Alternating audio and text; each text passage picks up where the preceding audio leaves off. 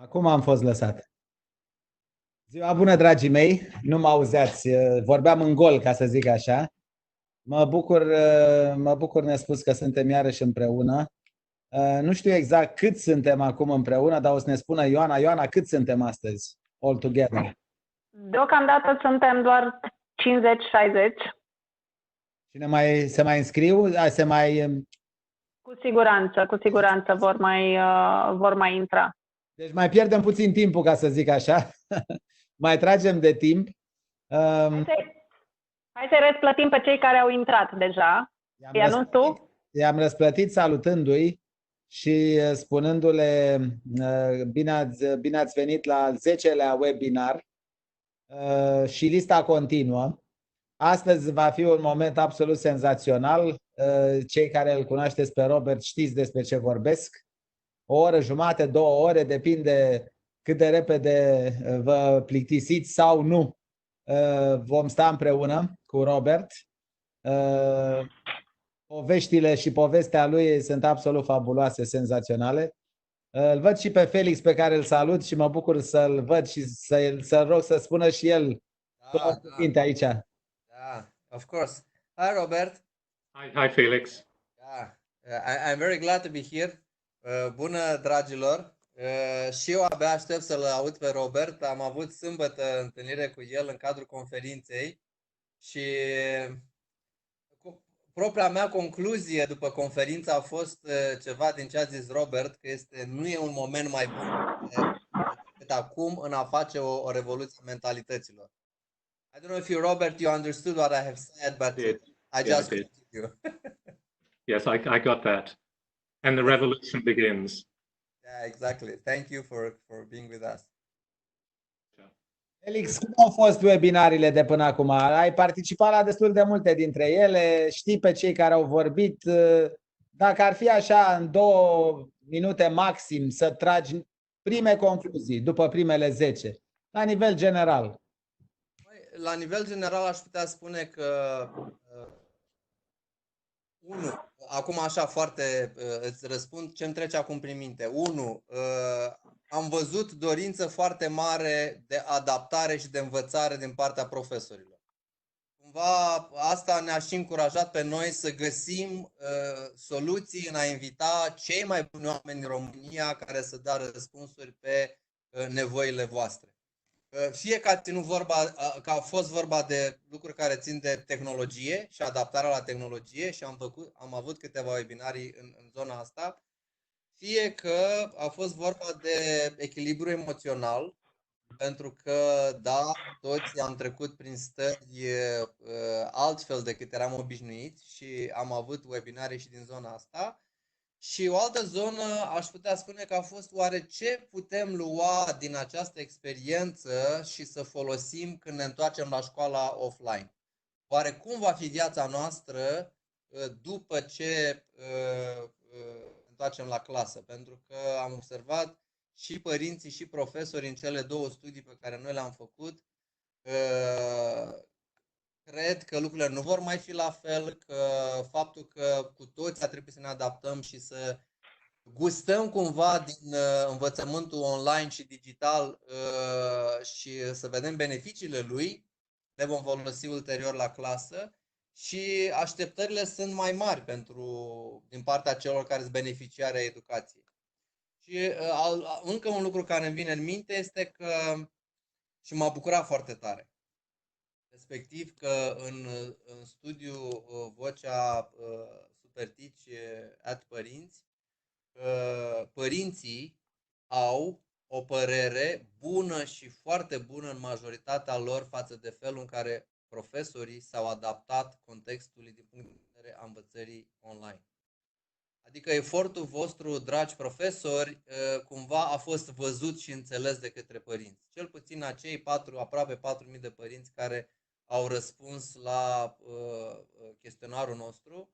Vor mai fi și excepții, așa este, nu e totul roz, dar eu cred că viața e făcută din lucrurile bune, din jumătatea plină a paharului pe care alegem să o vedem. Și asta cred că trebuie să vă dea curaj și stăruință în a merge mai departe pe direcția asta. Cam asta ar fi, să zicem, 4 gânduri care ies după cele 9 webinarii.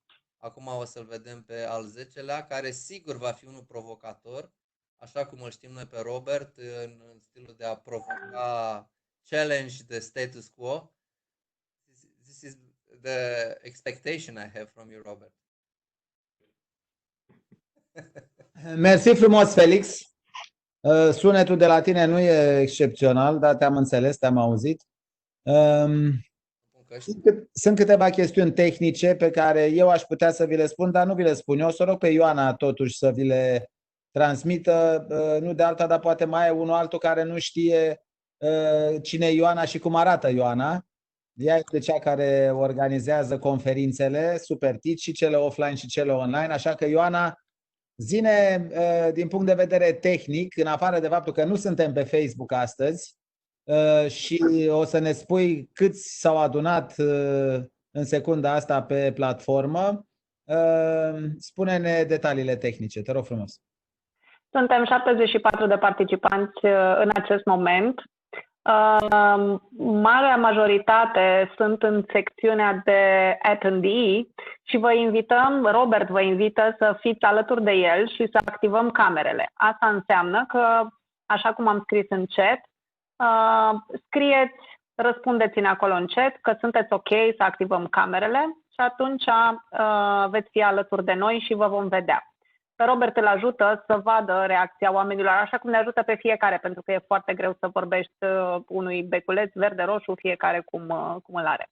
În afară de acest lucru, da, nu suntem astăzi live pe Facebook, însă avem loc aici pentru toată lumea care dorește să-l urmărească live pe Robert.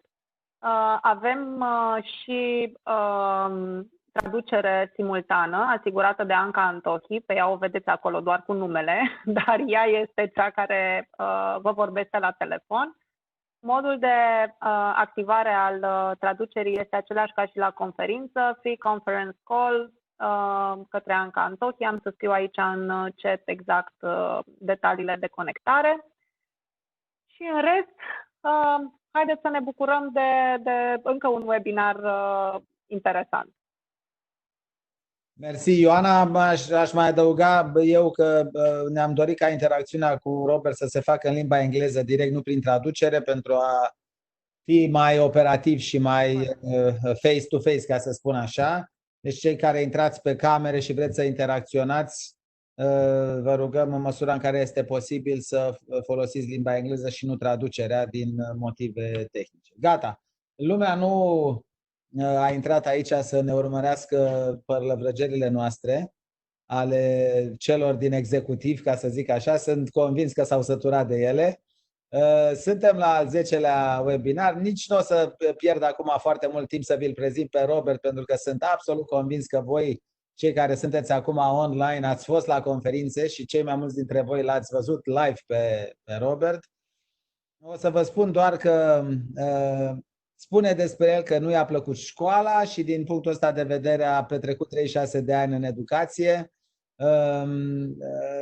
O bună parte din această perioadă a petrecut-o în România, a condus aici American International School of Bucharest și cu mare succes, o școală care a ajuns la un număr impresionant de elevi din extrem de multe țări, ceea ce mi se pare absolut senzațional. Dar Robert a fost și în Statele Unite și în Uzbekistan, a fost în 3 zone și timp de 36 de ani a făcut educație. Întotdeauna ne-a îndemnat să thinking out of the box și a fost cu noi de la prima ediție la București, a fost cu noi la ediția memorabilă de la Cluj, unde au venit 1300-1400 de profesori și lucruri pe care ni le spunea la Cluj, habar n-aveam noi că 6 luni mai târziu se întâmplă. Iată cum ar fi pregătirea pentru un viitor care fie deja a venit, fie habar n-avem cum arată. Cum îi pregătim pe copii pentru așa ceva? Sunt lucruri la care el s-a gândit, pentru că, și fără doar și poate așa este un tip vizionar. Acum, de ce nu-i place Facebook? Nu știu să vă explic exact, dar n-a avut în viața lui cont de Facebook și nici nu și-a dorit prezența astăzi pe Facebook, ca să fim clari. O avea ceva de a face cu viziunea, poate că ne spune Robert acest lucru. Eu o să vă țin pumnii să aveți o oră și jumătate, 2 de fun și de rebelism, da? Rebelismul nu are de a face cu rebele Romanian Business Leaders, ci cu faptul că întotdeauna Robert ne-a spus și mai ales vouă, profesorilor, să fiți rebeli. Mi-aduc eu aminte de o chestiune, acum nu știu dacă a spus-o el sau nu, zic și eu așa, sunt diplomat. Something like give a shit, da? Nu știu dacă a spus-o el, dar cam așa ceva am auzit-o la unele dintre conferințele noastre și am repetat-o eu de câteva ori. O să ne spună el dacă a fost autorul. Eu plătesc drepturi de autor, indiferent cine a spus acest lucru. Noi nu o să give a shit acum următoarele 90 de minute și o să vă las în compania lui Robert. Sunt convins că vă veți bucura de aceste minute. Robert, it was about you. Probably you understood some words. Some bad words also. I don't know where I've heard such a thing, but it doesn't matter. I said I didn't know exactly why you don't like Facebook, but maybe you can tell the people why not. Anyhow, it's your time. It's your time. And titlul prezentării lui e It's About Time. It's about time. Și o să vedeți ce înseamnă It's About Time. Now it's about your time, Robert. Enjoy the day with us. Thank you very much for being here with us. Thank you. My pleasure. Thank you, Dragos. I made a few notes as you were talking. Facebook is absolutely wonderful and absolutely disgusting at the same time. So whilst I like the good bits, I hate the bad bits more. So I don't have a Facebook account. I have other accounts, but I fundamentally disagree with how Facebook is run. So anyway, leave that aside. Ironically, the phrase don't give a shit has haunted me for the last 4 or 5 years, because of course, not to give a shit means you do give a shit, if you excuse my English. But something else that Dragos mentioned was thinking out of the box, which is probably a good prelude to this next hour and a half or so, because I know that to think outside the box, you must understand what the box looks like that you're actually in. So today, it's about trying to analyze what does that box look like, and hopefully give you some ideas of how you might shape the size of that box. We're all going to live in a box, but the question is, what box are we going to live in? So the title was It's About Time, which in English has 2 meanings. The literal, it's about time, as in hours, days, weeks, months, years. But it also means in English, let's get started. It's about time we did something. A lot of schools have been trying to do things differently, particularly in the last 5 to 10 years, and technology has played a huge part in that. But as well as the technology, we have to start thinking differently. So not only are we going through an extraordinary period in our history with the coronavirus, I think that this episode of the last 2 months, and probably another 6 to 12 months to go, will reshape how we do things. So the time, I think, is now, and the timing is perfect to start thinking about how do we actually change the way we teach and how our children actually learn. I want to be very concrete. I'm not giving you any theory or very little theory, because it's an understanding of your box that I'm interested in, and we'll take summary, hopefully, of your input, which then we can send to you to give you a sense of what is the actual status quo look like. Because if you are to change the status quo, like your box, you must understand it. So today I'm going to concentrate on 3 things, and very basic things. I'm not talking about content or how you teach in terms of your subjects or anything like that. I'm not particularly interested at this point in time because there's a lot of content out there and the government to a certain extent dictates what you do. But I say to a certain extent. So I'm going to be asking you 3 sets of questions. One is broken down into 2 parts. Who is doing what? When are you doing it? And for how long are you doing it? And where are you doing it? If you wind back the clock 60, 70, 80 years ago, it was very simple. The who, the teacher, when at school, where at school. But things are changing and will change quite rapidly, and a lot of schools are changing. So how does the learning actually take place? What actually happens? And this photograph, I think a lot of you would recognize because it's, I think, quite typical a lot of Romanian schools that I've seen at my time in Bucharest. But this is changing, and it's changing quite rapidly. So the 4 sections I'm going to look at, 2 on the who, the student piece and the teacher piece. Then going into time, how do we actually use time? Not only our time, the teacher time, but also how do we use student time? And thirdly, how do we use space and place in how we teach and how the students learn? I think of those 4 items, I actually believe the last one, the where, has perhaps the most profound impact on how kids actually learn and where they actually learn it and the conditions under which they actually learn it. And I spend a lot of time in trying to design spaces in which people might learn and do learn, which are quite radically different from what perhaps most of you are actually used to. So on the student focus, and I know a lot of you will know about student-led learning and how we concentrate on the student rather than the focus on the teacher.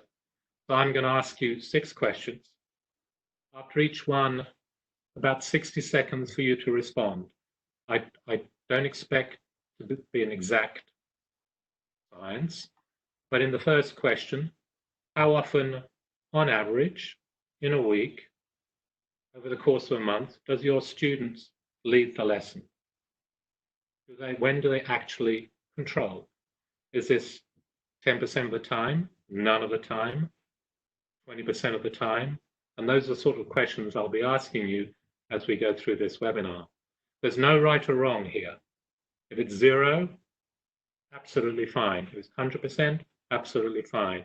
That's not what this is about. This is to understand the shape of the box. Once you understand that data and can critique it, then you can start designing that particular shape and how you particularly operate within your professional duties. So the first question, how often in your classroom, not in your school, in your classroom, does the student lead the lesson?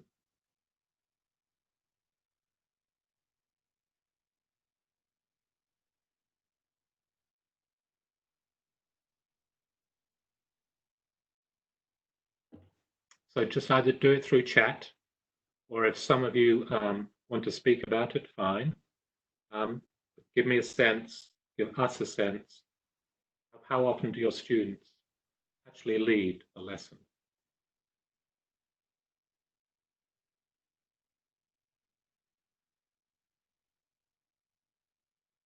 Rarely. I have one here. Thank you, Mihaela. I don't know how to do this. Say that again, Alina. Oh. Oh, I thought you said something. 40% of the time. Thank you. Again, just put it out there. I have no idea who you are, Mihaela Parata, but I'm sure you're wonderful, and I need to know, and we need to know.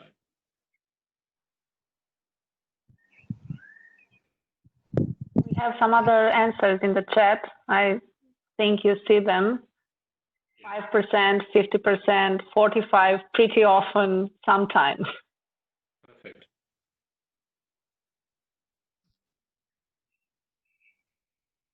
Good. So we'll collect all these bits of data. I'm a very strong believer in the power of this qualitative data. And the research that I've done over the years, yes, there's lots of quantitative data, which is wonderful, but the voice of the teacher, I think, is the most powerful. Okay, question number 2. How often does your students pick the topic of learning? The students as the scholar, they decide within a framework what they're actually going to learn. So you might decide on teaching history, and it might be pre-Second World War Romanian history or the Dacian culture. How often are the students picking a segment of what you're trying to teach? In other words, how much control do they have over their particular content?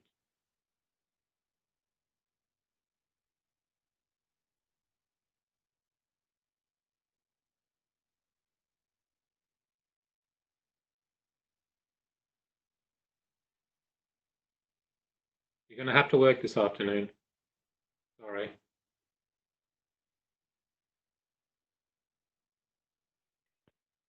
The first answer in the chat is never, but it's in Romanian. Okay.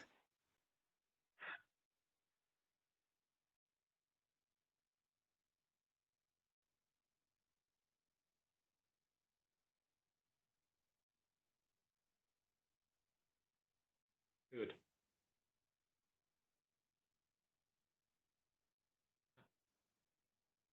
Interesting.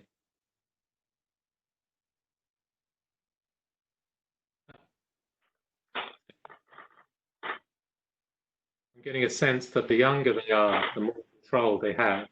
And as they get older, the less control, which is totally logical, by the way.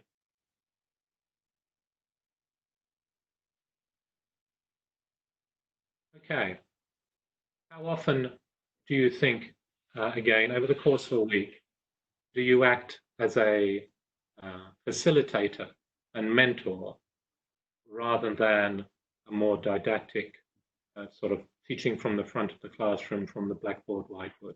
How often do you actually wandering around the classroom, facilitating the student learning and really acting as a mentor rather than a teacher?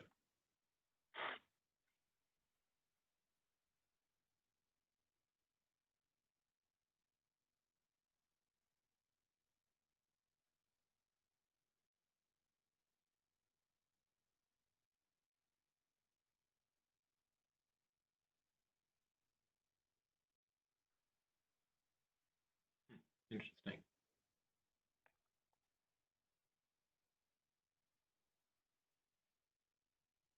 I think it's why I decided to do it this way is just interesting to see what teachers are coming up with. And if you're a teacher that doesn't do any mentoring or very little mentoring, then I'm here to push you, provoke you, prod you in saying, well, is that good or bad? And if you've never done it, try it. So we got, from 0, 10, 15% very often. This gives you all, I think, a sense of, okay, how can I change my teaching style based on some of these responses?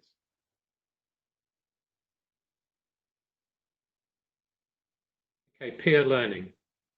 What I mean by that is where you might introduce a particular topic, concept, and the students themselves discuss what it might mean, what it means to them, as just either group or with their neighbor. In other words, they actually dissect the learning and put it back together, and then probably ask questions or clarification because of it.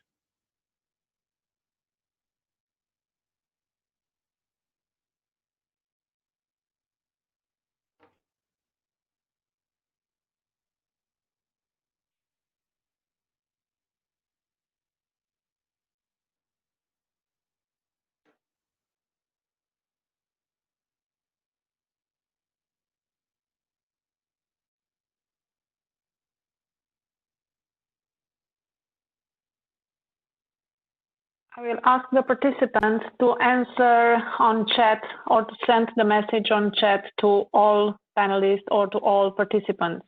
Okay? Oh yeah, good idea. Atenție să vă setați chat-ul pe a trimite mesaje către toți participanții, toți paneliștii, da? Nu doar către unul dintre ei, pentru a fi vizibile de toți, de către toți.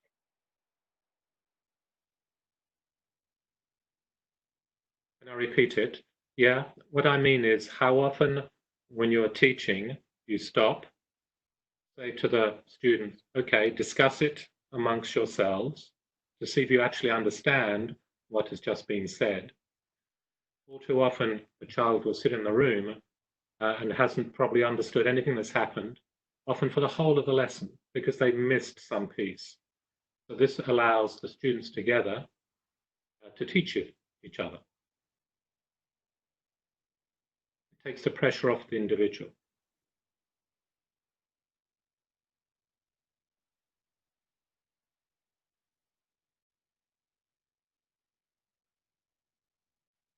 Good. Excellent.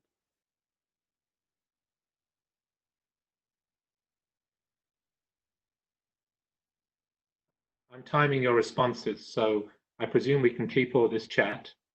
I'll send you the timing so you can break down the answers to each section.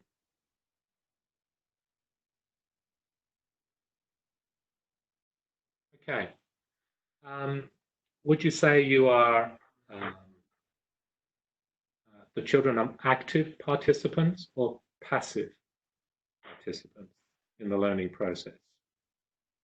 Active means they're engaged, they're asking questions, they're talking to each other, they're prodding you. Passive means they're quite content to be quiet, sit reasonably still, and listen to what you have to say. By the way, both active and passive have their roles. But I'm just interested to know, would you say your students are more active participants or more passive participants? Some of them, of course, might be more active than you would actually like them to be.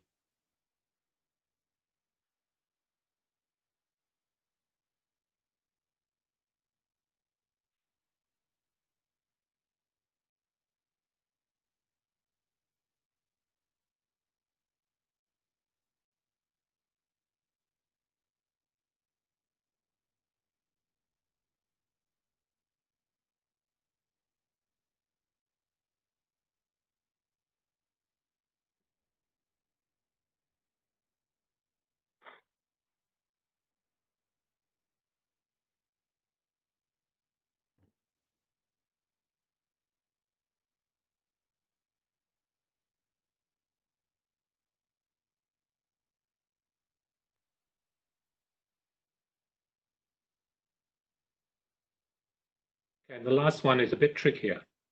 A lot of you will have heard about that students learn in different ways, and most of you as teachers will know that implicitly in how you conduct your lessons. Kids just learn differently. But have you actually analyzed within your classroom with your students how they actually learn differently? It is also gender related. The boys learn differently from the girls. How active the students are plays a huge part. Some people like to stand rather than sit. Some people have to see rather than hear. So, as you know, there's different ways of learning. Do you actually understand, or do you know how to understand how your particular students learn, the best way for you to actually teach them?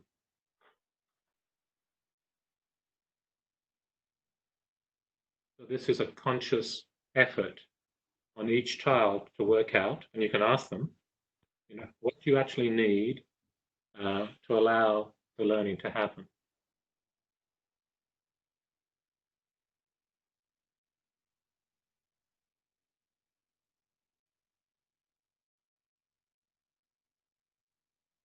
Interesting.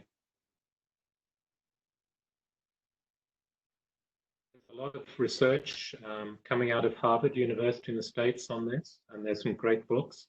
Go online to read about it. It's a fascinating topic. For example, I can remember teaching, and I still teach. When I was a director, I still taught. I can remember having one particular boy that couldn't sit. So he stood, and we got him a high table, and they work standing up. Allows them to fidget. That's a very good comment. Someone says, unfortunately, there isn't enough time to accommodate each student's type, which I understand and agree, but knowing what it is can often break a barrier when a child is really stuck or they're becoming disruptive for whatever reason.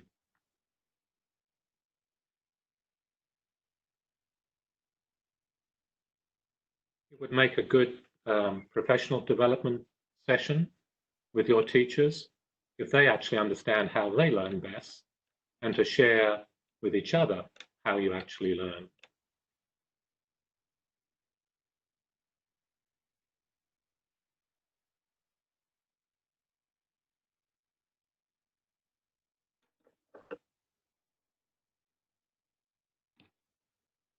Okay, so that's the student piece. Again, I find the data just interesting. So when I walk into classrooms in different schools, I'm just looking for what are the kids doing, how they're learning, what is actually happening, the dynamic. And then, of course, the next bit is the teacher-focused piece. Those last two slides actually are what we've just done. So teachers will never go away. In the last 5-10 years, there has been a lot of discussion about, we don't need teachers anymore. We can all do online learning. If anything over the last 2 months has shown us is the social relationship, the emotional relationship between the teacher and the student is absolutely paramount. So I'm working with quite a few schools at the moment on this, and this seems to be a common theme. Yes, the kids can do the work through online platforms, but they miss the social interaction. So I'm firmly of the belief that there is always a need for teachers. Our role might change, but it will still be there. And I think the important thing there is our role will change, and how quickly we are able to adapt will have a huge impact, I think, on how students learn. There's a lot of discussion out there in the world about, future learning, what the kids actually need. What they do need is someone that can mentor them, connect with them, and develop a relationship with them, because that emotional connection is one of the keys for any child to learn. And God bless Facebook and the internet, but you can't have a relationship with a screen. So,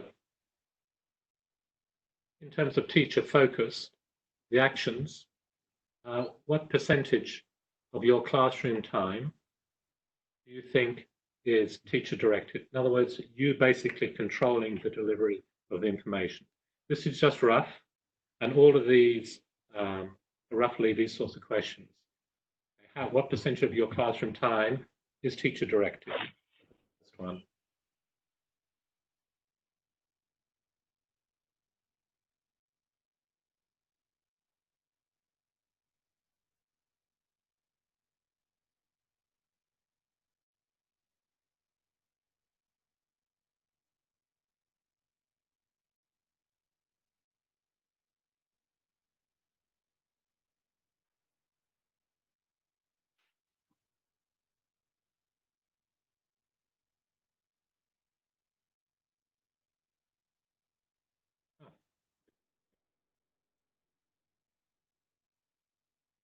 Looking at about 60%, which is interesting.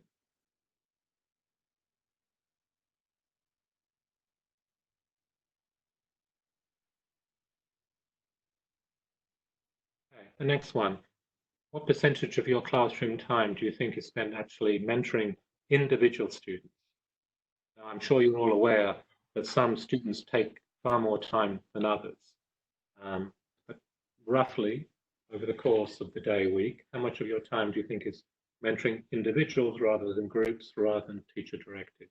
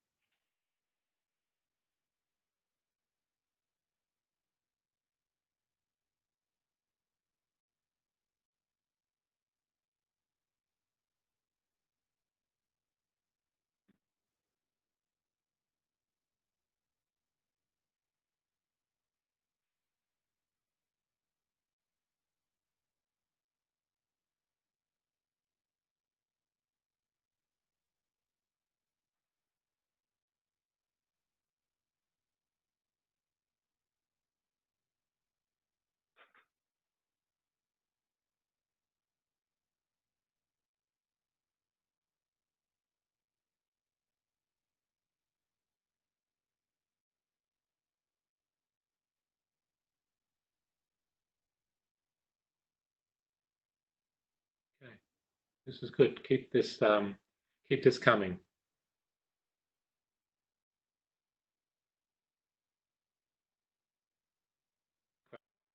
What percentage of your classroom time is spent disciplining the students?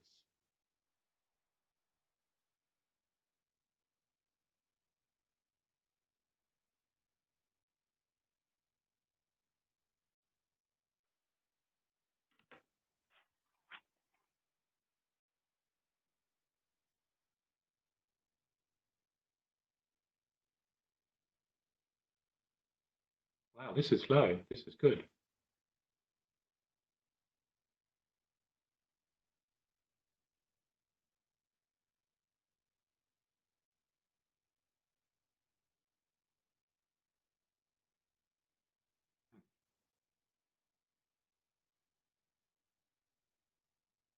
Romanian is fine. My Romanian is excellent, as you can imagine.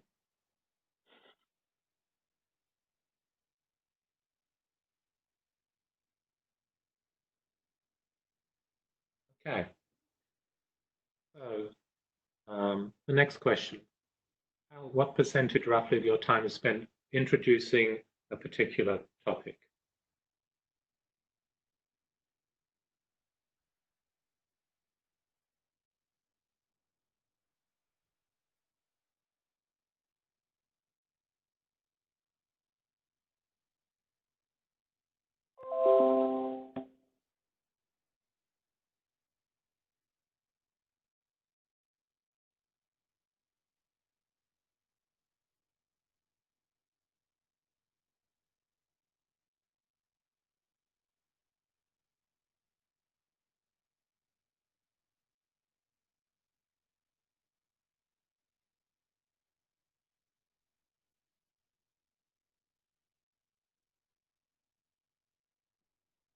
Okay. So what percentage of your classroom time is spent summarizing the day's lesson? So you've had your lesson, you've introduced a topic, the kids have worked on that. How much time do you spend summarizing what has actually happened, or what you hope would have happened, or what you think has happened in the lesson?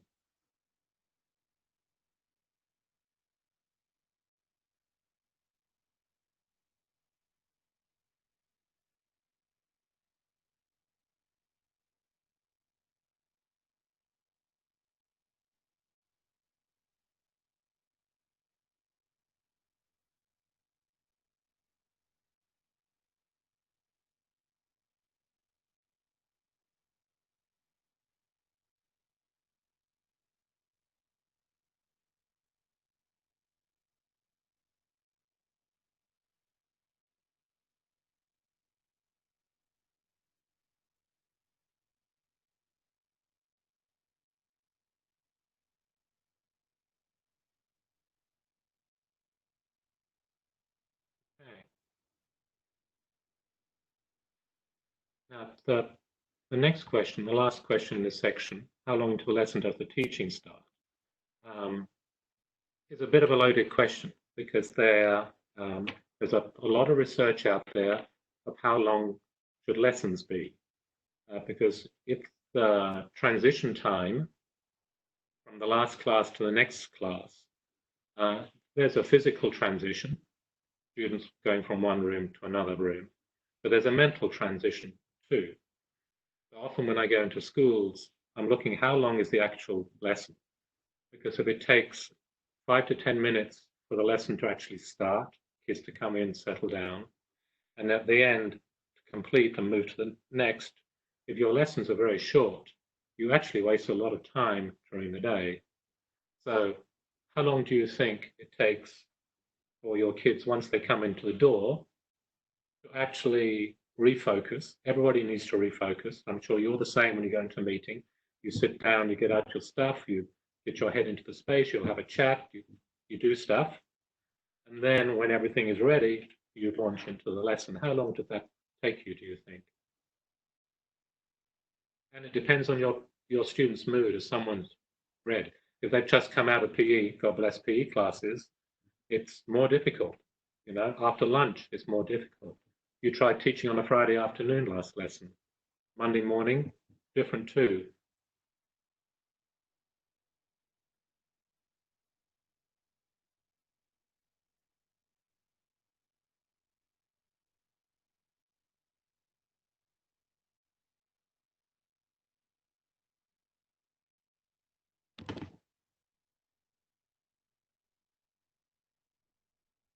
Okay. So that's more or less at the end of the first section. Why I think this is important is I quite understand that teaching is an art, but it is also a science. And how you construct your day with the students and the actions you take, even though it can often be spontaneous and you have to adapt to what the students are doing, there's a structure there. It's often too easy to be teacher directed because you get involved in what you're teaching. So I challenge you, if you don't already do it, okay, what in your mind does a perfect, whatever that might mean, lesson look like? And different types of lessons have different weightings on all of these topics. So I think you have to be very deliberate. And I will ask teachers when I go into their classroom, okay, how long did you plan to teach them a particular topic? How long did you allow them to settle down at the beginning? How long do you think you should be mentoring in this particular piece that you're doing? But it adds clarity, I think, to what you actually do within your classroom. Again, it's trying to look at your particular box. I often encourage other teachers to visit other teachers, because an external peer critique is usually very powerful. For someone like me to come into your schools can be a bit of a challenge, because who am I to come in and tell you what to do? Whereas your peers who understand the environment of your particular school tend to have a much more powerful voice. So I'm a great believer in teachers going into other teaching spaces. So I'd like to challenge you now, and again, also at the end of this webinar, certain things you should be doing if you want to understand what you are doing. Try and not only reflect on what you're doing, but to get others to see it as they see it in the classroom. It's not very comfortable often for teachers to visit other teachers, so choose someone you can trust. It's amazing what they can come up with, which you just haven't thought of. Okay, the next section, time to teach. Who is deciding the time? This is obviously a picture of a very rudimentary classroom. And the reason I show this picture, I've seen some wonderful teaching happen in extraordinarily poor circumstances, and the opposite, some very poor teaching in some fantastic facilities. What makes the difference is you, the teacher. You have a huge impact on how not only you construct your lessons, but how you engage with your kids. Yes, resources are hugely important, but if I had to choose between a teacher and an excellently resourced school. Give me a great teacher every day of the week because they know how to connect with kids and they know how to do their particular profession.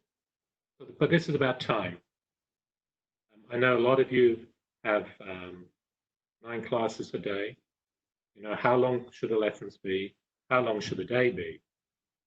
Those sort of questions, I think we have to start critiquing, particularly now, where we've gone from 0 classroom time to 100% online time.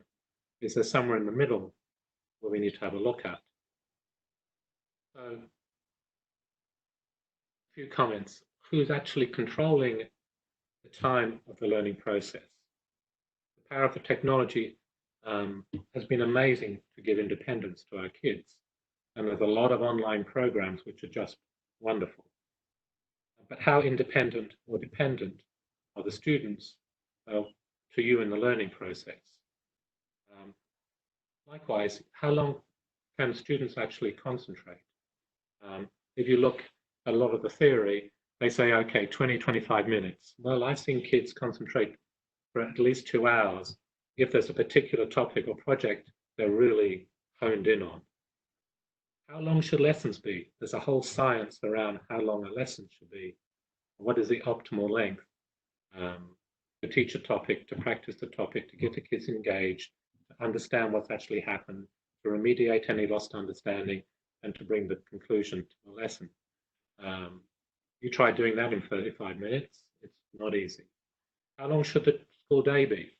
There's a lot of research to say the older kids don't really function till 9, 10 o'clock in the morning, whereas for the younger one, it's the opposite.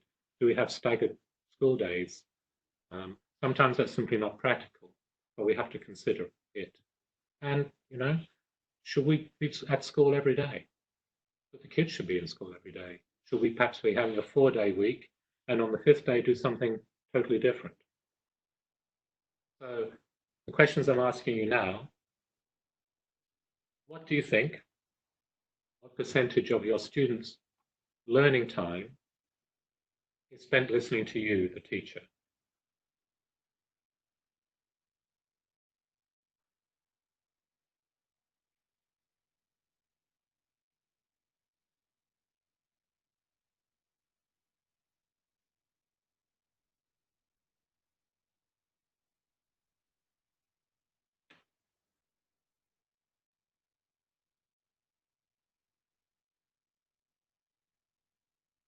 Sometimes I go into classrooms and I'm sitting, and the only voice I hear is the teacher.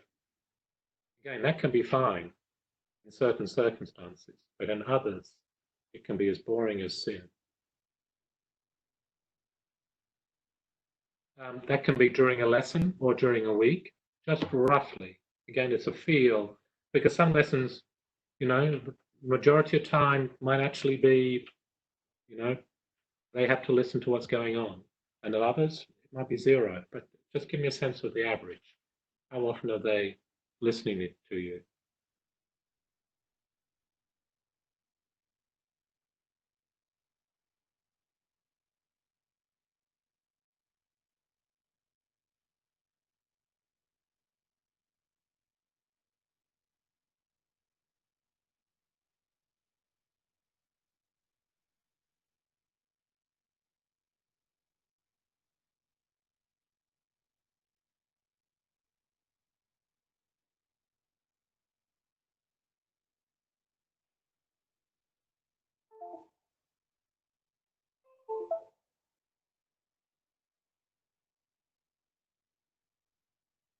Okay. So the next one, what percentage of the time do you think the students are actually off task? You usually know. It's easy to ignore, but you know when they're not. So roughly in that lesson, again, this is general, how often do you think the students switch off? You know, look out the window. We all need to have a mental break. I know when I visited some Chinese schools, the teachers built in go to sleep time, close your eyes time, look out the window time, just to decompress. We all do it. We get up and have a cup of coffee, or we go to stretch, or we do something else. look sideways, have a chat. Give me a sense of how often you think your kids are off task.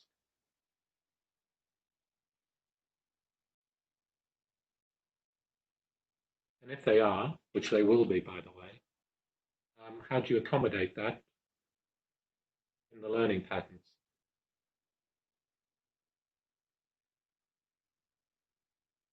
Yeah, yeah. Kindergartners tend to be engaged.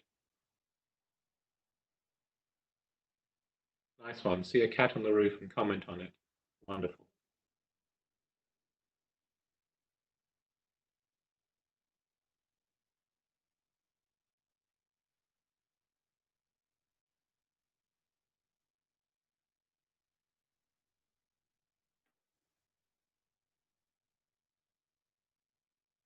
Okay, now this is an interesting one for me because I really got no idea.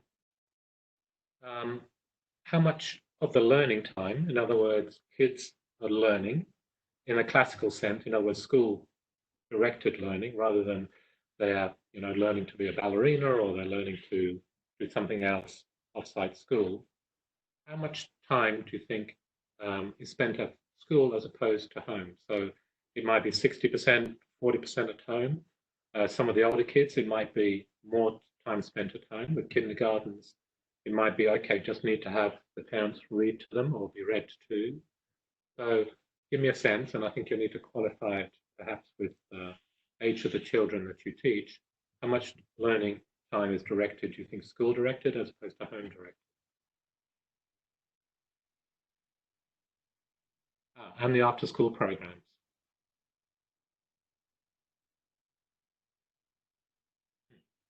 Yeah. Of course, now it's 0 time at school and 100% at home. Not that I would encourage that.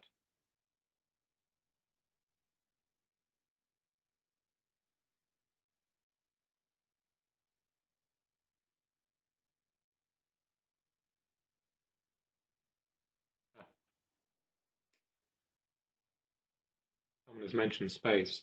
Yeah, I get it.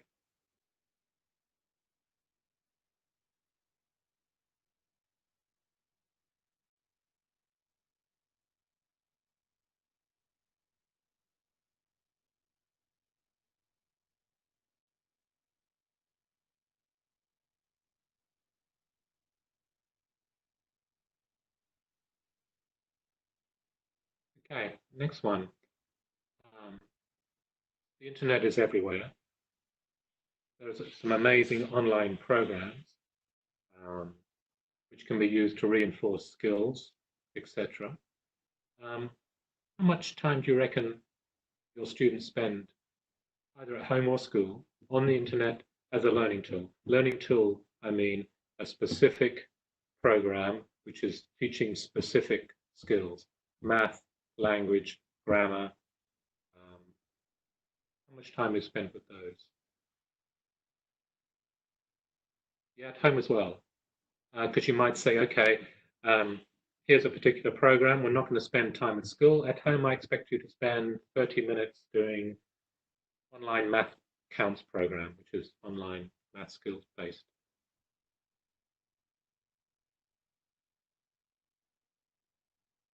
Not too much, 10%.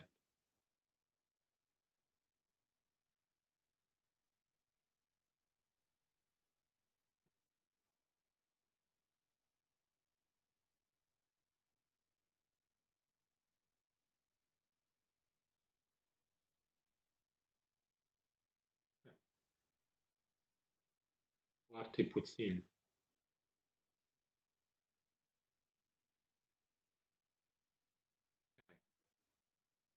And then for C5, you use the internet as a research tool. In other words, tell the kids, okay, we're going to research the Dacians, go online, home or school, and use the internet to do your research.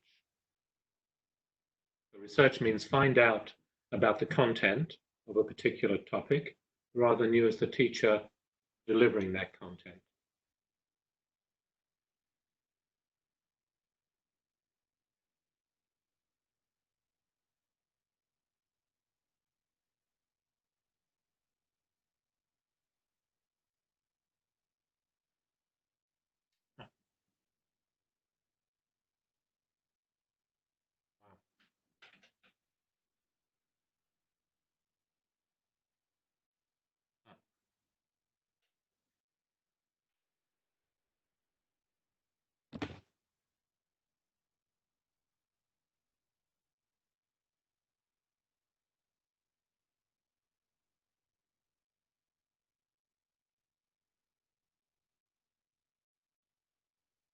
Okay, and the last one.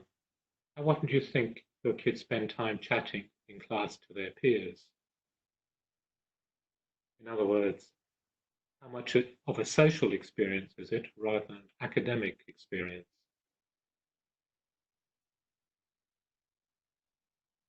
Too much. There's nothing wrong with chatting, by the way. It can relieve a bit of tension. 10 seconds, chat, finish, back on task again. If you're doing some professional development with teachers, they are never quiet. Someone always is chatting to someone else. And that can be a positive too. It's not necessarily negative. It's normal to chat. Yeah, absolutely. We're social creatures.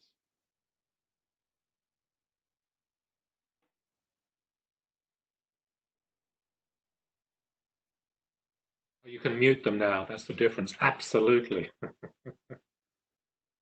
As you can mute me now, of course.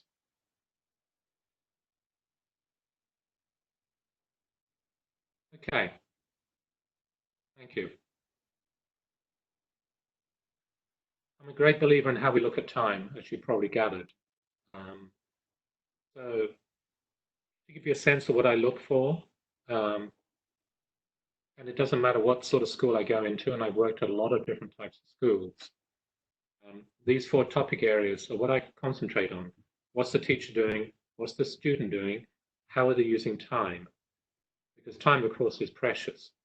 And how you construct the time, I would suggest you have a lot of discussion as teachers. Okay, how are we going to actually use time in our school and outside of school to benefit the kids?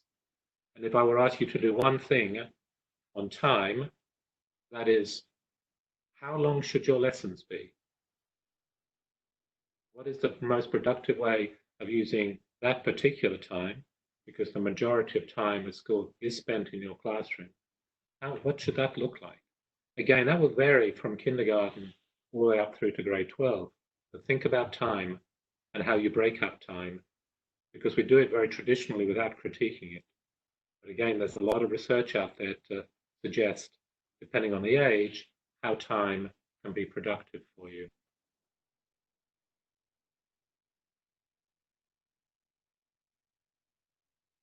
Okay, now, I think this is a topic, the last topic, where a lot of people forget about place. Wherever it might be, at school, at home, or elsewhere, and the importance of how we surround ourselves in a school has a huge impact on how we learn. For example, how much light you get into your classroom helps learning. What you paint on the walls, what you put in the classrooms. There was a phase in the United States of building schools with virtually no windows because they didn't want the students to look out of the windows. Tragic mistake in terms of school planning and design because it doesn't let in light. Secondary light is not good for primary light. So how you use space, the dynamic of the space is quite critical. Sound as well. How well is the room soundproof? So as we look at space, and when I get asked to design schools, there's a number of things that have to come into play. I'll give you an example. If you want teachers to meet, the first thing I do when I go into a school as director, I find where are the coffee machines? Who's making the coffee? Where are they? First, it's got to be good coffee. Sorry if you're a tea drinker. Where is the coffee? And if the coffee's not in there and it can be quickly delivered and good quality, you're going to have a problem because the coffee place is the drinking hole. If you want to talk about how society is structured, it's where everybody comes and chats. And that chatting is very important. You put coffee and biscuits and food together, you're going to have 100 teachers in there. So you go to where that is. So these sort of things become very important in the social life of a school. And I come back again to the topic, If the kids don't feel safe and happy and socialize at school, the learning is not going to be as productive. Small groups, okay, it's what we call the campfire. You know, you're sitting around, you're having a chat. So we're in the school, which comes down to the sort of first question. But before we come to those, because I have them in, I'm going to show you some pictures. Probably all the topics I've spent in the last 5 years, particularly in Bucharest, is looking at different schools and how they use space. And particularly, I try to go to the internet hubs in a city. So how are young adults working these days? So a lot of entrepreneurs, and I know they're in Bucharest too, because I've been to some, develop spaces which are essentially learning workspaces. And I think schools need to start thinking about, okay, how is the workplace changing in how it uses space? I can guarantee after the coronavirus, where people find themselves to work is going to radically change. If it's a lot of home-based work, which I think it might do, well, how are these people going to socialize? You cannot sit at home on your own. It's soul destroying. So where does the social piece come in? These hubs, and I visited a lot around Western Europe. Okay, how are they going to survive?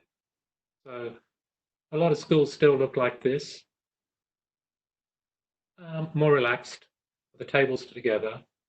I think if you're still putting your desks in rows, I would suggest experiment. It's just not necessary these days. And you look around this classroom, you can see who's engaged and who's not engaged, but a lot of light and color, usually neutral on the wall, and then color comes from the student's work that you put up on the wall.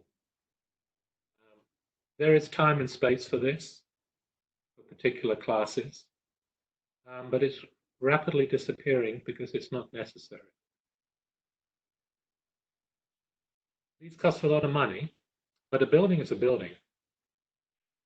But these more open dynamic spaces are becoming more important. Lower tables, higher tables, grouped tables, more structured areas. And if you start going to schools which are thinking about space, how it's designed and how it's designed for learning is quite critical. Casual space, the coffee piece. It's quite amazing. When I go to schools that are starting to do this, and I did it in Bucharest for the older kids, created a coffee room, a bit like a Starbucks, which had full internet. The kids would come and work. It was not such a risk taker that I had 4 closed walls. They were in a glass box outside, a huge one, but I could see in because, you know, with 17, 18-year-olds, you've just got to be a bit careful if they're out of sight and out of mind. But they had great coffee and tea and food, and they could sit and chat but work. And kids do this. We do it. And it's like a coffee shop. Again, probably the second thing I do when I go to a school, first one is, where's the teacher's coffee? The second one is, if I can, where are the kids' coffee? Or thirdly, and importantly, where are the parents' coffee? Where can the parents come and sit down? And this is at any age group, by the way, particularly for the younger kids in kindergarten. If you can provide coffee for the parents in the morning, allow them to come in, particularly into the library, sit down, read a book, have a coffee with a kid, disappear. You're starting off the day in a much more relaxed place. And these schools look like this. If you have a chance to go to an American school in Bucharest, we're starting to do stuff like this. At colleges, and someone's put here in Belgium, in the university, it is like this now. It's an understanding of social plus academic is actually symbiotic. They're not different things. No chairs. Boys in particular like to move, they fidget. Well, allow them to fidget. You can actually buy chairs these days, which are actually they rock slightly, or you have these soft ones that they can sit on, different shapes, different sizes. It becomes more relaxed and yet still disciplined in the traditional sense. Again, she's got a lot of windows here. But for this exercise, she's not using it. They're gathered around. It's formal but informal. Now this is a bit of a shock to the eye because it's too bland, but if this were a classroom in a school that I was working at, there'd be a million stuff with the kids' stuff on the wall, but it's very simple. The decoration comes from the kids, not from the paintwork. But a lot of light. I love plants. Simple. I often encourage everybody in every classroom should have a sofa with cushions. Also, we experiment and load. Here, the tables are standard height, it looks to me. But I guarantee if you can get a high table, IKEA, they have IKEA where you are, have high tables, you'll be amazed at the difference in the learning that takes place. When we've introduced them into some of my schools, it's quite often, as I said in one of the slides, the kids will actually sit under the table to work. Some will stand at the table to work. Kids will just do things differently. And they will do it unexpectedly. When we brought the high tables, the idea was to have students standing because it's nice to stand. But I was not expecting the kids to prefer to sit under it. And if you look at ancient history, this is the cave mentality. Isolate yourself, huddle down with a friend or two, work there. And this is it. We redesigned the library in Bucharest, and we had a stairwell like this. And we watched the space to see what the kids did. The most favorite place in the library was under the staircase. So we put cushions underneath the staircase, and kids would sit there with their laptops or read a book. And as you can see here, each child is sitting probably a bit differently. But they're still doing their work. You can just see that something is happening. So this is the last slide. So start thinking about place. So the first question is, how much of the school day in your school are the kids in a classic classroom? What percentage?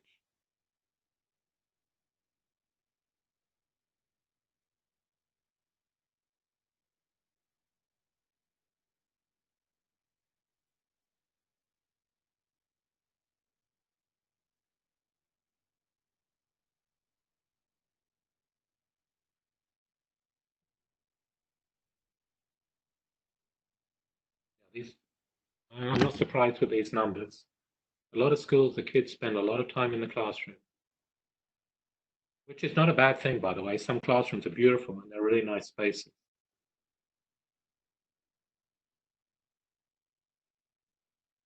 But they can be super boring unless you're careful.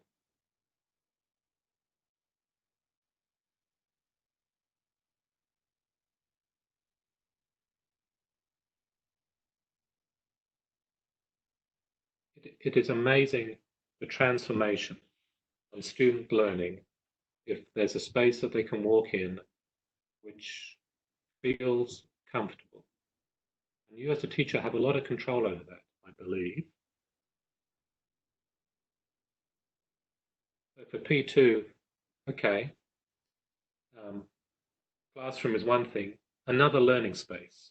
And what I mean by that is the library, the PE, gym, designed for learning, but not the classic classroom.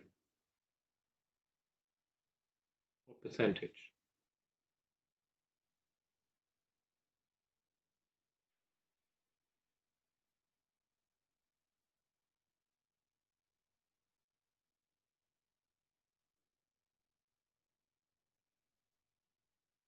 One to 2%, yeah.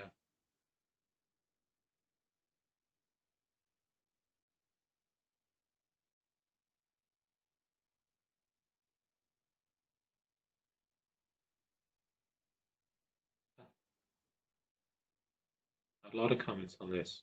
Wow.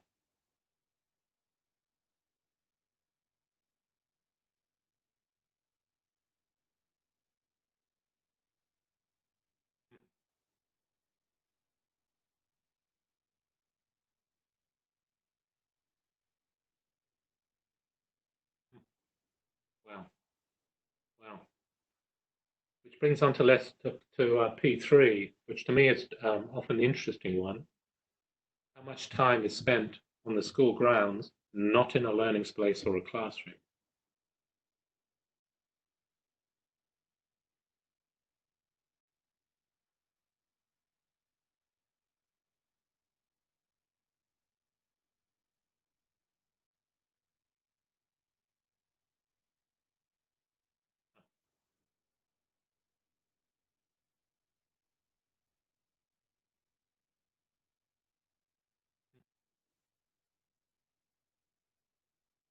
A lot of schools don't have social spaces because they weren't designed to have social spaces.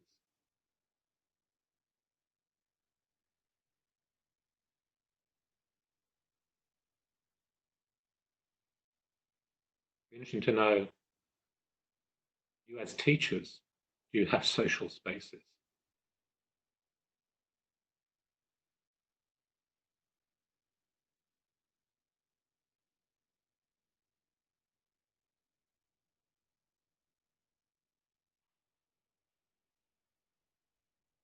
So for the next question,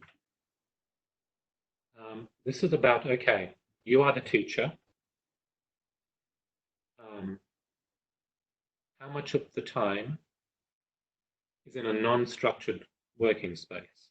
What I mean by that is, outside in the hallway, I believe hallways to me are huge under-resourced space, but not just for traffic, as long as they're obviously wide enough for health and safety, and I know there's regulations. Are they allowed to sit under the stairs, go outside? In other words, what percentage of the students' school time, your time, is in non-structured spaces?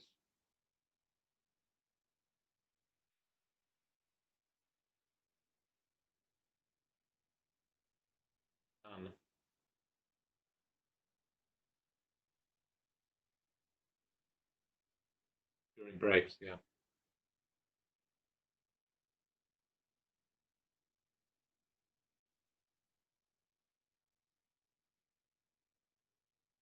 It takes a lot of courage to get your kids to learn in non-structured spaces, because I can imagine a lot of directors wouldn't allow you to do it. You know, what are these students doing outside in the corridor? They should be in your classroom. What are they doing out under the tree? They should be in your classroom.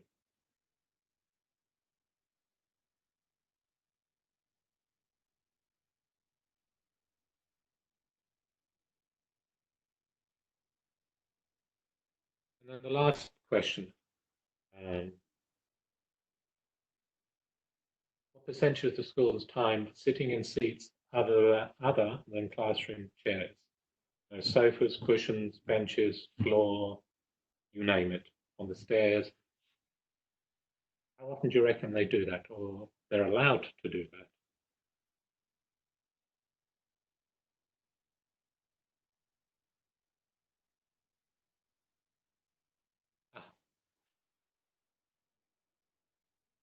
Kids love to sit in these spaces which are just a bit different, as we do.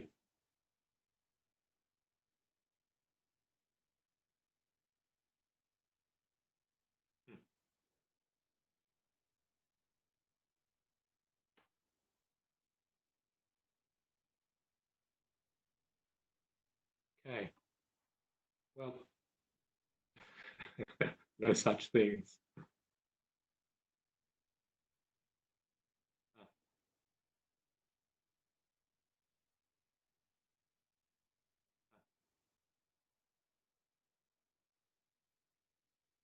What you're doing with furniture is breaking the stereotype how kids learn. So this is the last slide, and obviously we now have about 15 minutes or so for questions. That's part of the deal. So what I'm trying to do is, somewhere in these questions, and there's about 20, 25 questions, something in there hopefully might resonate for you to do or to change things. Change in schools comes slowly. You're not going to do all of these things at once. I wish you could, but pick something where you're going to do something different, just one thing different, to see what happens. And it doesn't have to be revolutionary. It can be something quite simple, but it has to be, and it will be, because that's what defines it. It's something to do with who does what, you or the student. It'll be something to do with time and how you use it, and it'll be something to do with place, because those are the three main dynamics of what happens in a school. It's got nothing to do with what you're teaching, nothing. It is absolutely to do with how you are teaching. So thank you. If there are questions, it'd be nice to see you, but I obviously understand a lot of you don't have video access. So what's the best way of doing this? Some of them, Robert, have video access, and if you change your preview mode, you can see them down there. Okay, yeah. Okay, cool. And they can activate their microphone and ask questions, or they can send them on the chat or Q&A section. Perfect. So I always say to my teachers, ask me absolutely anything you like.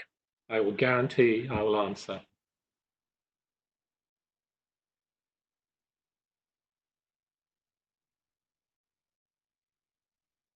So please, don't be shy.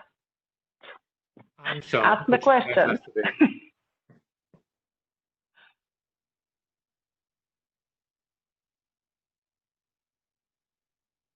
I will try to see if there are any questions in the Q&A section. Okay.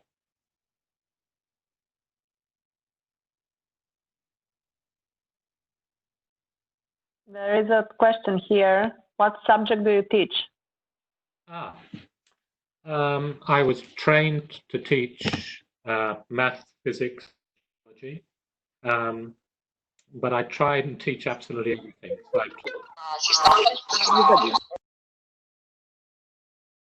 history, geography, geology, chemistry, physics, biology, mathematics, English. I took a Russian lesson once. That was interesting.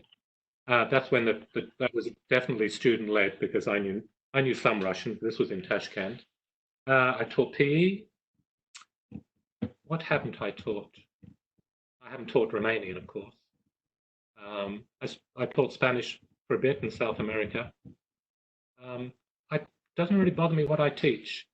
Also, when you get to the higher levels, I don't have the expertise. It's just fun to engage kids in something different. I loved teaching history.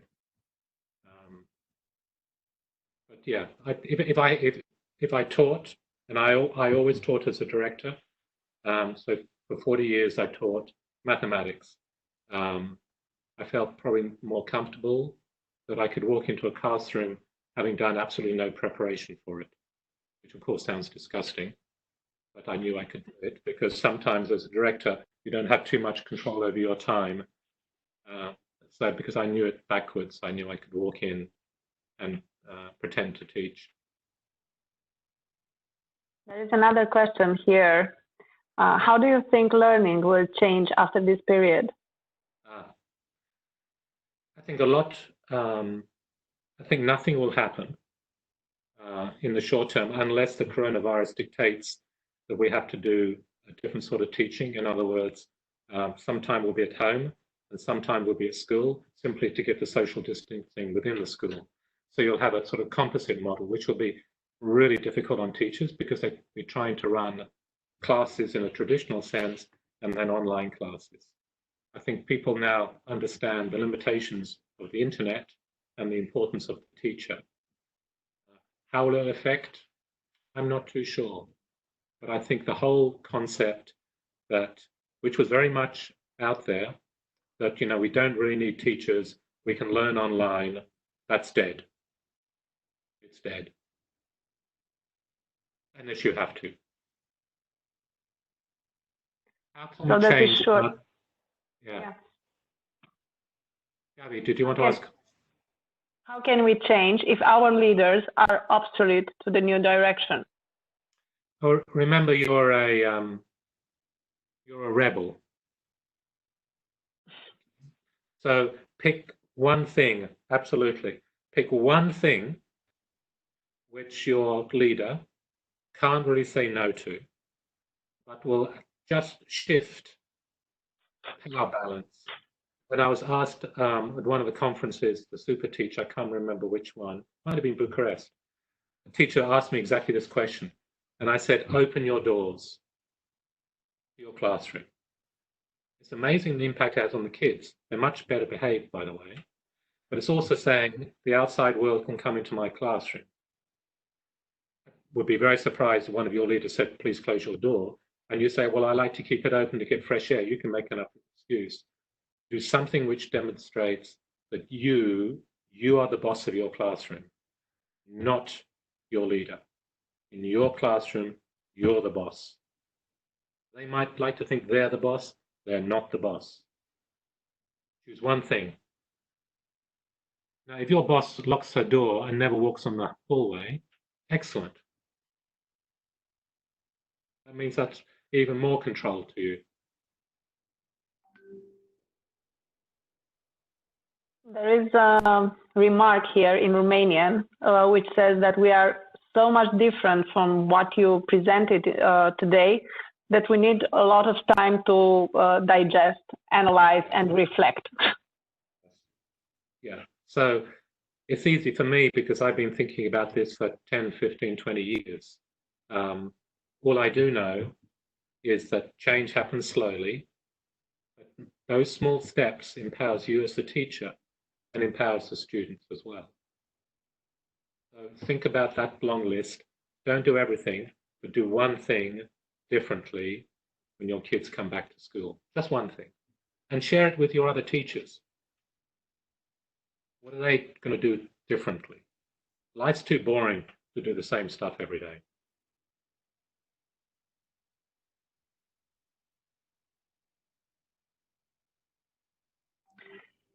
There is another question. Okay. Sorry. Hi, Robert.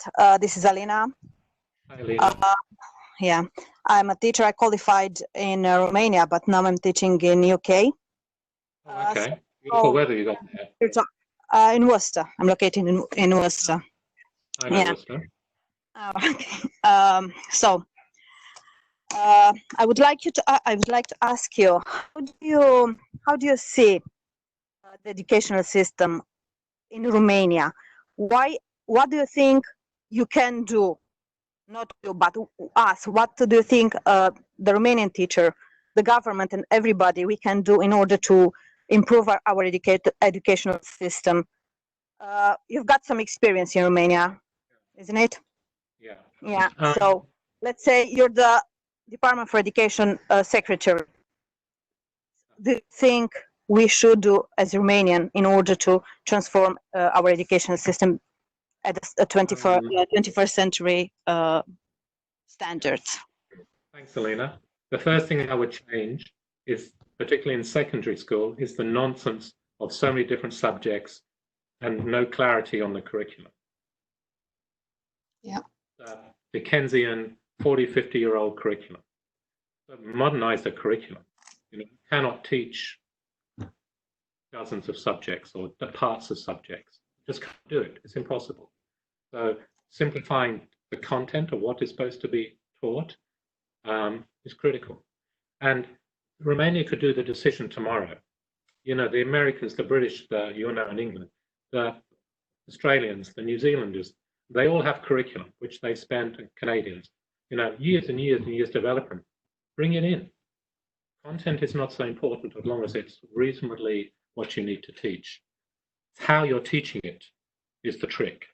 So yes, our content will change over time, but in Romania, change your content. How can you facilitate teachers in Romania to make them understand that it's not about the content, it's about how you're doing? Because it's that kind of, I wouldn't say indoctrination, but everything is focused on the subjects. Specialists, mathematicians, we are very good, but at the end of the day, how much we teach. So it's not about what we know, it's about how we're doing. So how do we change that mentality? This is the toughest aspect of education. It is. For a birthday present about 4 years ago, someone gave me a Romanian math book, which it doesn't matter what language a math book is, you understand it. And I read it and I'm thinking, holy smoke, this is crazy stuff. You know, it's what most people would do at university. It was boring, it was repetitive, and it had no purpose whatsoever. The majority of what I was reading in the book. Wonderful as a tool for a kid that, 1 in 1,000 kids that likes that stuff, doing differential equations or some crazy pieces of algebra. You've got to teach change maths. that. Oh, you teach maths, well Sorry. then you know what Romanian maths is like. Teach P and maths as well. I qualify to teach. Yeah, but I'm playing with maths, with the maths that I've learned in Romania, but they absolutely forced us. It was a nightmare to learn that kind of maths, it was so hard, mathematics analyzed that we've learned in high school in Romania, and now I'm just playing. But it's not about this. It's not about this in education. I don't want to be a mathematician. I just to be a math teacher. How do you convince the government? How do you convince the whole teachers in Romania that it's not about being a physician, a mathematician? It's not about being the specialist of specialists. It's about to know how to deal, how to enjoy to make the kids enjoy, how to have that connection, how to have that communication. It's about learning outcomes. It's about educational outcomes. We're not discussing about educational outcomes in Romania. We're just discussing about subjects. How do we change that mentality? Well, you'll have to ask Felix and Dragos and Christina Gheorghe to point me in the right direction, and I'll speak to these people. It's not rocket science, and it's not difficult. It's a mindset change. And it will come to Romania at some point. It just needs the political will to do it. Yeah, but education is geopolitical. They don't want in that part of the Europe to be. We're just doers. We're not thinkers. They're thinkers in other part of Europe. So education is geopolitical.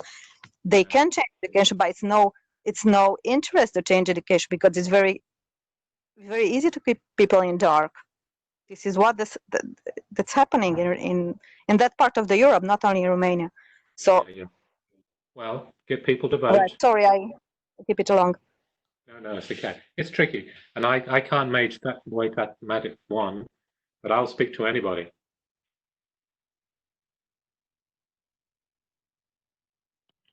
Thank you, Alina. Enjoy Worcester and the sunny day. Yeah. Excellent. Thank you. Thank you, Robert. Keep in touch. Thank you. And there was a comment from Patru, Sylvia. So there must be Sylvia Patru. Math is what the majority of pupils hate. That's exactly why I decided to teach mathematics. Why do they hate it? It has actually nothing to do with mathematics. They hate it because they don't understand it. They simply lost out, probably in the 5th, 6th, or 7th grade. They didn't understand it. And because math is so sequential and has to be what we call scaffolded, built, if you miss pieces of it, the building collapses and you're going to hate it. You suffer. I think that's what it's missing in Romanian system, the practical part. Why do you have to learn math? Why do you have to learn physics? What is good for you to know all these things? And after you find out about these things, you should go further and be a mathematician or a physician. And that might be a problem with the teachers, not a problem, but a situation with the teachers too, because there are some teachers who are there because they love kids and they love to teach. And there are some teachers who are in the school because they love math or physics or biology, and they want to pass their knowledge to the kids. And I think the second suggestion I would make is that the importance of the Olympiads, like the math Olympiads, should disappear. Okay, for some kids they're great fun and they're good, but they really have nothing to do with education. You agree? Florina is very happy. They're crazy. Every school does something similar, but they're Okay, kids do an Olympiad. Great, good, celebrate, well done, but it's not the driving force. There is another question here from Anka. Do you have any tricks on how we can motivate our pupils, our kids to attend the online lessons? Depends which ones they are. Some are boring. The ones which are very interactive. And you've got to use, I mean, for language acquisition, they're great because they're very intuitive with the student. The math ones, the kids really enjoy. So I think for some of the core stuff, geography has fantastic online software to use. And if kids love to do it, they will do it again and again. So I would, get some money together, have a look, say, at mathematics, because kids hate that, and find some good online programs, of which there are many, and engage the kids. And if somehow they can do it at home, because I wouldn't particularly want to do it at school, and it will drive itself. Kids can get hooked on it. Yeah, but we have to learn it, and it's not that easy for us. No, but to your point, we have to learn some basic math because we need it. So sometimes you have to be practical and pragmatic, fine. But the key is to make sure the kids don't hate it.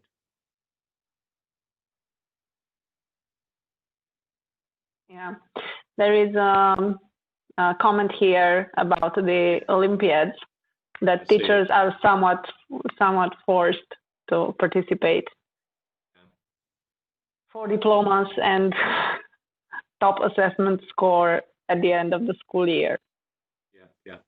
No, I understand.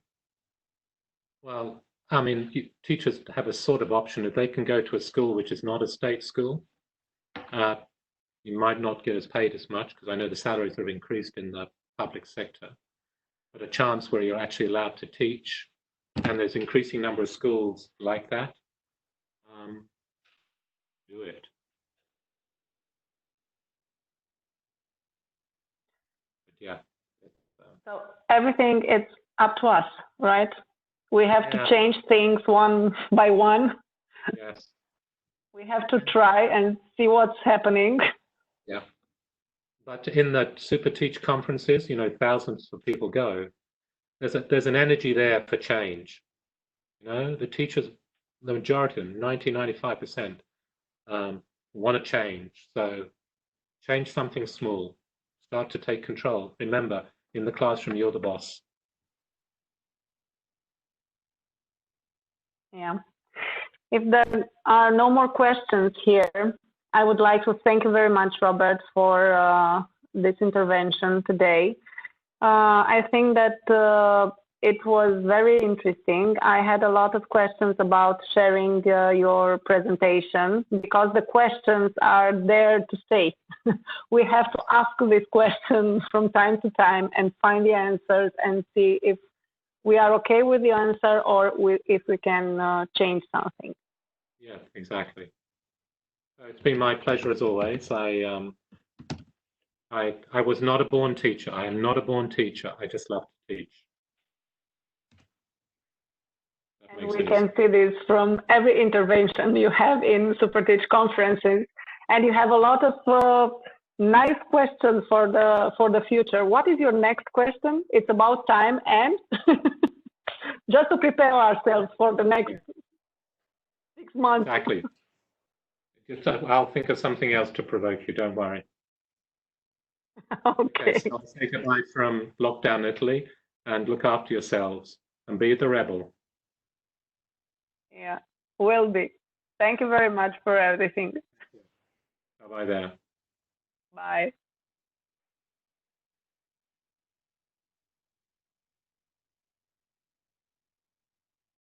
Mulțumim tuturor, seară frumoasă să aveți!